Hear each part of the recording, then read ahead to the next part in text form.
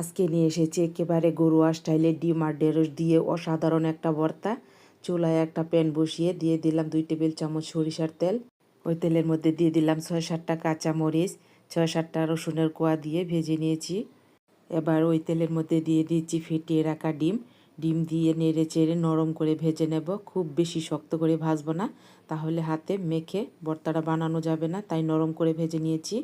আবারও 1 টেবিল চামচ সরিষার তেল দিয়ে দিলাম কেটে রাখা ঢেঁড়স, সামান্য লবণ দিয়ে ডেকে দিলাম 2-3 মিনিট সিদ্ধ করে নিয়েছি। এবার ঢাকা ছাড়াই ভালোভাবে ভেজে নেব। ঢেঁড়সের কাদা মাটা ভাব দূর হয়ে যাওয়া পর্যন্ত ভেজে নিয়েছি। এবার একটা প্লেটে তুলে নিচ্ছি। ঠান্ডা হলে হাতে মেখে নেব। কাঁচামরিচের মধ্যে দিয়ে দিলাম স্বাদমতো লবণ। লবণ আগেও দিয়েছিলাম ঢেঁড়স সিদ্ধ করার সময়। কাঁচামরিচ, রসুন, পেঁয়াজ কুচি, 1 টেবিল চামচ সরিষার তেল মেখে নিয়ে ডিম আর ঢেঁড়স ভালোভাবে মেখে নিয়েছি। এই তো তৈরি হয়ে গেল মজাদার ভর্তা।